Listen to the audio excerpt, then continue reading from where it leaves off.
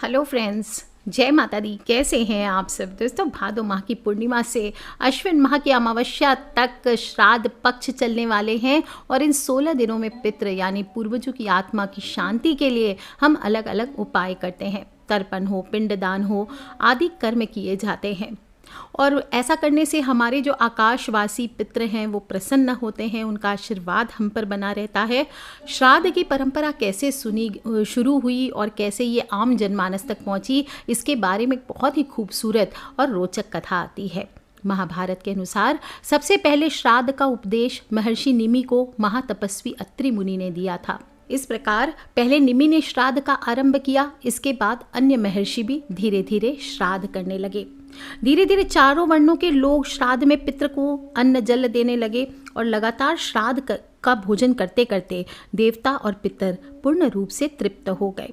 श्राद्ध का भोजन लगातार करने से पितरों को अजीर्ण रोग यानी कि भोजन नहीं पचने का रोग हो गया और इससे उनको कष्ट होने लगा। तब वे ब्रह्मा जी के पास गए और उनसे कहा कि श्राद्ध का अन्न खाते खाते हमें अजीर्ण रोग हो गया है, इससे हमें कष्ट हो रहा है, आप हमारा कल्याण कीजिए। तब पितृ की बात सुनकर ब्रह्मा जी बोले, मेरे निकट ये अग्नि देव बैठे हैं, ये ही आपका कल्याण करेंगे। अग्निदेव बोले, पितरों अब से श्राद्ध में हम लोग साथ ही भोजन किया करेंगे, मेरे साथ रहने से आप लोगों का अजीर्ण रोग दूर हो जाएगा। और ये सुनकर देवता और पितर प्रसन्न हुए। इसलिए श्राद्ध में सबसे पहले अग्नि का भाग दिया जाता है और तर्पण, पिंडदान, धूप दान आदि करने के साथ साथ आपको पितृपक्ष की पौराणिक कथा भी सुननी चाहिए। कहानी के अनुसार जोगे और भोगे दो भाई थे। दोनों भाई अलग अलग रहते थे, परंतु दोनों भाइयों में बहुत प्रेम था। जोगे बहुत धनी था, भोगे बहुत निर्धन था। जोगे की पत्नी को अपने धन का बड़ा अहंकार था, किंतु भोगे की पत्नी बड़ी ही साधारण और सरल हृदय वाली थी। और पितृपक्ष आने पर जोगे की पत्नी ने जोगे को पितृ का श्राद्ध करने को कहा। तब जोगे ने इसे व्यर्थ कार्य समझकर टालने की चेष्टा की, परंतु उसकी पत्नी समझती थी कि यदि वे ऐसा नहीं करेंगे तो लोग बातें बनाएंगे और उसे ये अपने मायके वालों को भी अपनी शान दिखाने का और दावत पर बुलाने का उचित अवसर लगा। और वो अपने पति से बोली कि आप शायद मेरी परेशानी की वजह से टाल मटोल कर रहे हैं, किंतु इसमें मुझे कोई परेशानी नहीं होगी। मैं भोगे की पत्नी को बुला लूँगी और वो मेरी मदद कर देगी, हम दोनों मिलकर सारा काम कर लेंगी। फिर उसने जोगे को अपने मायके न्योता देने को भेज दिया और दूसरे दिन जोगे की पत्नी के बुलाने पर भोगे की पत्नी सुबह सुबह आकर सारे काम में जुट गई। उसने रसोई तैयार की, अनेक पकवान बनाए और सारे काम निपटाकर वह अपने घर वापस आ गई। आखिर उसे भी तो पितरों का श्राद्ध और तर्पण करना था।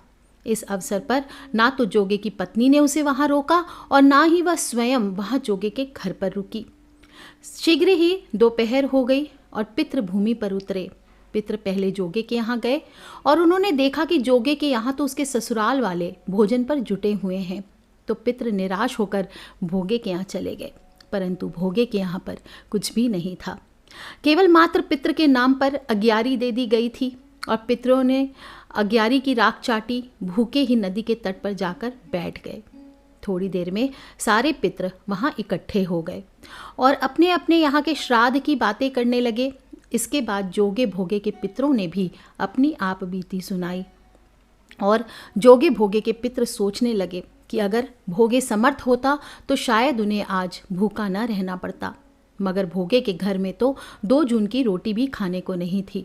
यही सब सोचकर उन्हें भोगे पर दया आ गई और अचानक पितृदेव नाच नाच कर गाने लगे कि भोगे के घर धन आ जाए, भोगे के घर धन आ जाए, भोगे के घर धन आ जाए, भोगे के घर धन आ जाए। और शाम होने को हुई और भोगे के बच्चों को कुछ भी उस दिन खाना नहीं मिला।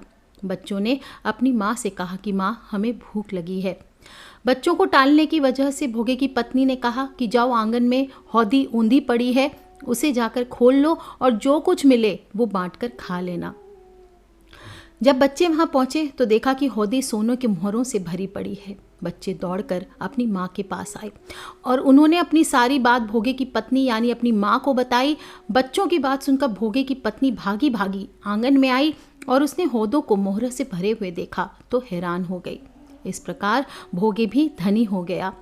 इसके बाद अगले साल जब श्राद्ध का दिन आया तो भोगे की पत्नी ने 56 प्रकार के भोजन बनाए और उसने ब्राह्मणों को बुलाकर विधि विधान से श्राद्ध किया, भोजन करवाया, दक्षिणा दी और अपने जेठ और जेठानी को सोने के बर्तनों में भोजन करवाया। इससे पितृ बहुत प्रसन्न हुए, तृप्त हुए। जैसे